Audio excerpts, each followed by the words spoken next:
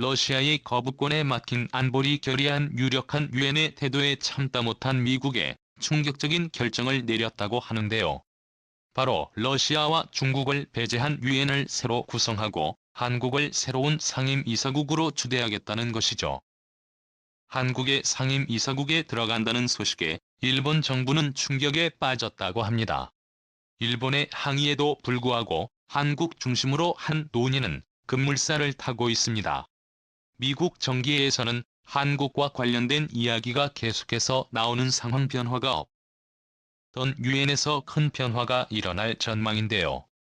숨가쁘게 진행되는 국제정세 속 한국의 놀라운 국제 위상에 대해 지금부터 자세하게 설명해드리겠습니다. 거부합니다. 실에 울려 퍼진 목소리는 단호했는데요. 그를 바라보는 주변 사람들의 시선이 심상치 않습니다. 모든 이들의 증오를 한몸에 받으면서도 그는 아무렇지 않게 행동했죠.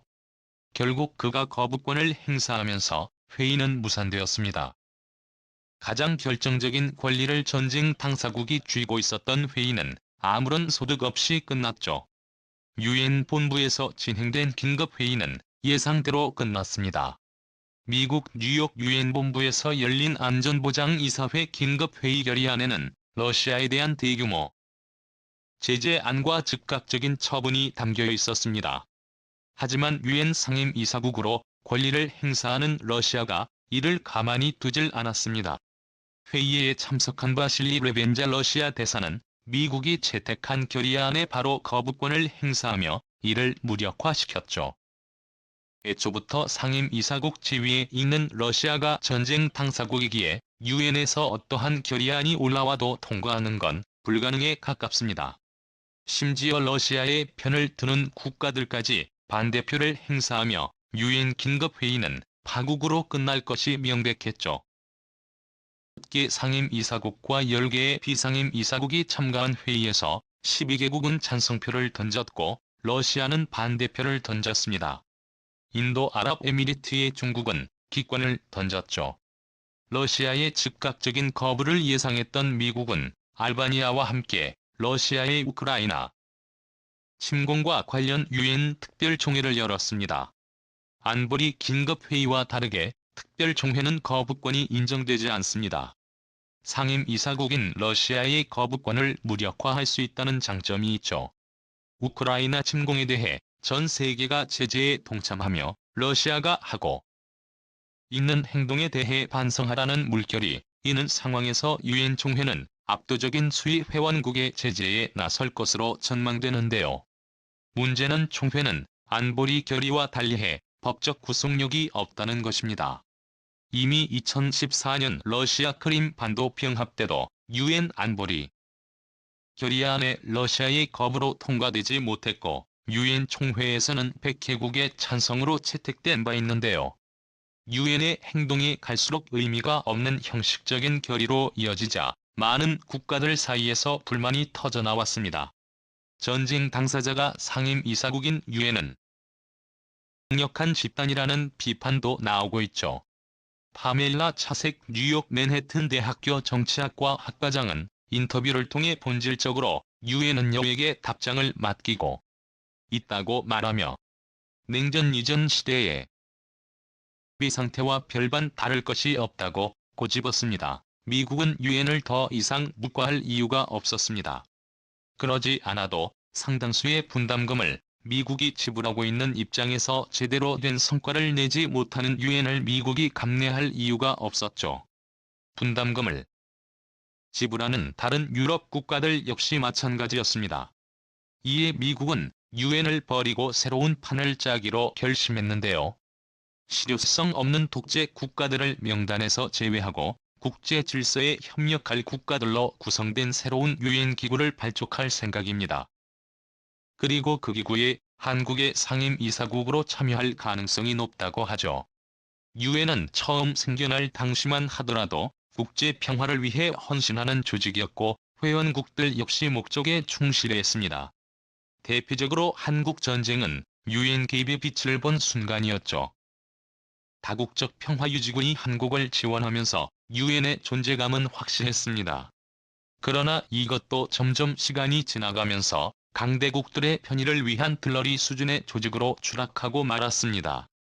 2011년이 있었던 시리아 내전 당시 유엔의 무능력한 대처부터 유엔의 몰락은 예고된 것이나 다름없었죠.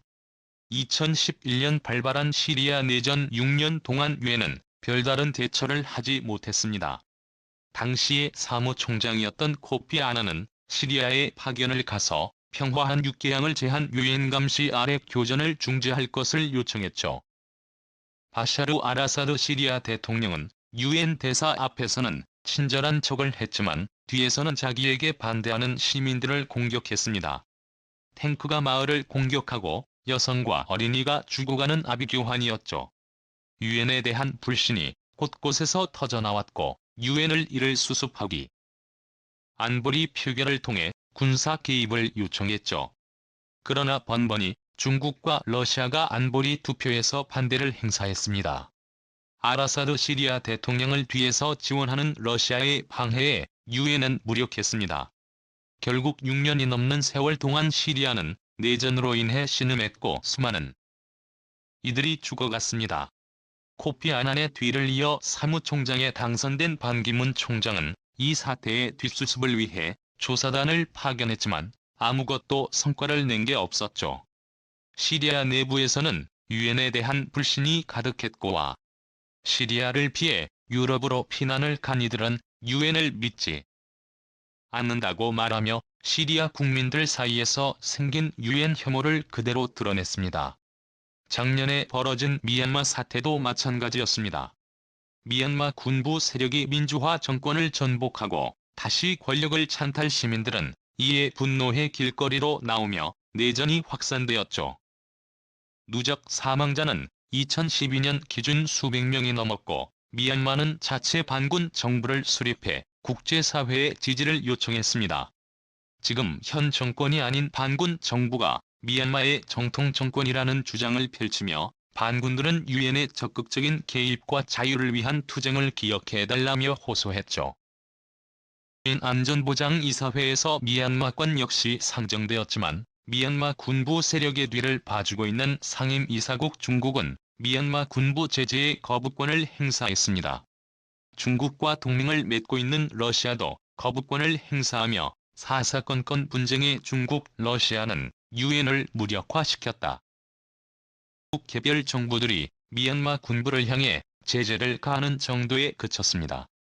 한국 정부는 미얀마의 군용물자 수출 중단 개발 협력 사업 재검토에 나서며 국제사회의 일원으로 책임지는 행동을 보였습니다. 다른 국가들도 그러했으나 국제사회의 공조로 이어지진 않았죠.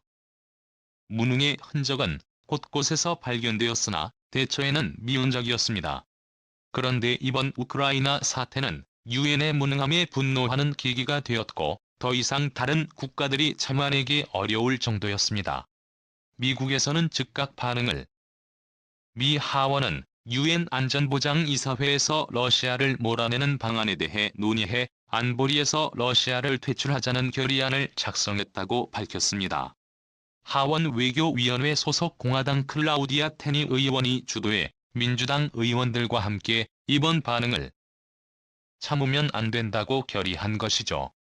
유엔 헌장 23조를 수정해 안보리 상임이사국에서 러시아를 배제하자는 것이 주요 골자인 이 법안은 사실 현실적인 성공 가능성이 거의 없는 법안인데요.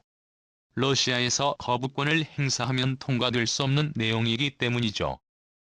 그러나 이 소식이 전해지면서 미국 워싱턴 정가에서는 새 조직을 꾸리고 중국을 러시아를 배제한 국제기구 창설에 대한 논의가 물살을 탔다고 합니다.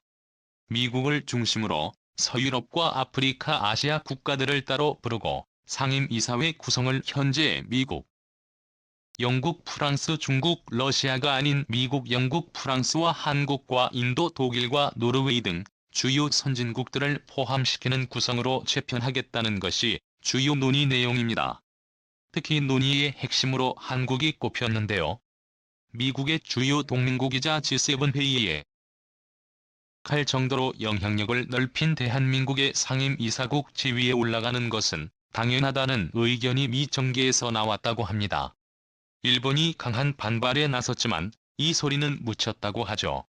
드미트로 콜롬비아와 우크라이나 외교장관은 미국 뉴욕 유엔 본부에서 열린 유엔 총회에 참석해 러시아가 국제법을 위반한 것에 대해 제재가 필요할 것을, 세계 질서의 종말을 앞당긴 러시아의 책임을 것을 요청했죠.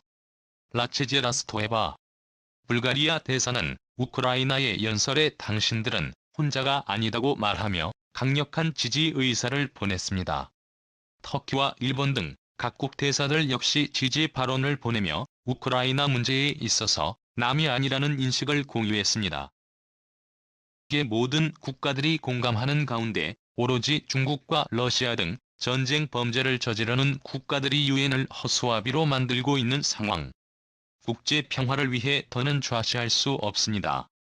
유엔 인권이사회 자문위원 인장직을 허진 치글러는 유엔을 말하다라는 책에서 유엔의 엉뚱함과 왜곡된 현실을 폭넓일 직부터 중국과 러시아가 장기적으로 유엔을 망가뜨릴 것이라는 예언을 했죠. 실제로 그의 예언은 정확하게 맞아떨어졌습니다. 외교적으로 고립되고 있는 러시아와 중국을 배제할 필요가 있습니다. 그동안 생긴 모든 고통의 뒤에는 이들 국가가 있었습니다.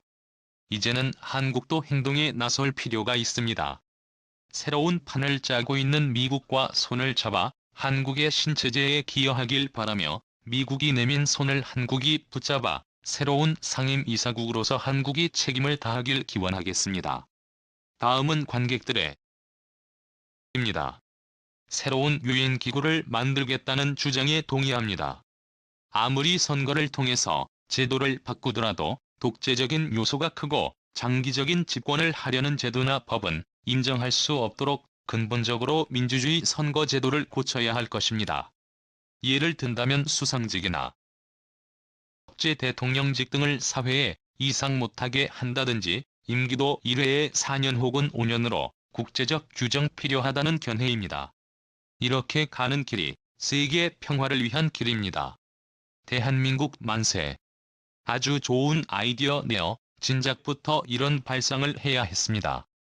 러시아나 중국은 세계에서 추방되어야 제정신을 차릴 국가입니다. 전쟁을 취미로 하는 국가 대해 2차 대전을 일으킨 당사자들을 제대로 대가를 지불할 순간이 다가온 것 같습니다. 반가운 소식이네요. 꼭 그렇게 되기를 바라고 유엔 본부도 한국에 유치되기를 기원합니다. 선진국으로서 경제 군사적인 부분 개입해야 많은 나라들이 우리를 따를 것입니다. 말맞다나 현재 유엔은 그 존재 가치를 일찌감치 상실했습니다. 새로운 기구를 조속하게 창설하여 타 국가의 초대로 대한민국이 상임이사국으로 자리잡아 선진국으로서의 역할을 다하기를 바람하지 않습니다. 대한민국 파이팅! 상임이사국을 10개국으로 늘리고 안건의 대한 찬성 비율의 만장일치가 아닌 7명 찬성으로 바꾸면 양호할 때 중국, 러시아가 있어도 별 영향력을 못 발휘할 테니 민주주의 연맹으로 가야죠. 일정 수준의 민주주의를 실현한 나라를 기준으로 경제력, 군사력이 받쳐줘야 상임이사국이 될 수 있도록 당연히 독재국가 공산국 간에 제외되어야 하죠. 동아시아는 이미 끝난 상황이에요. 동서남북의 불량 국가들 분위기에 아시아에선 대한민국이 새로운 강대국으로서 유엔에서 강력한 발언권을 가질 것이며 배합은 주변국들은 모종의 국제전을 일으킬 수 있어야 합니다. 향후 10년 정도 대한민국이 군사력을 꾸준히 증강한다면 상황은 반기입니다. 대한민국 조금만 더 힘냅시다. 새로운 유엔 창설, 이 정말 필요해 보입니다.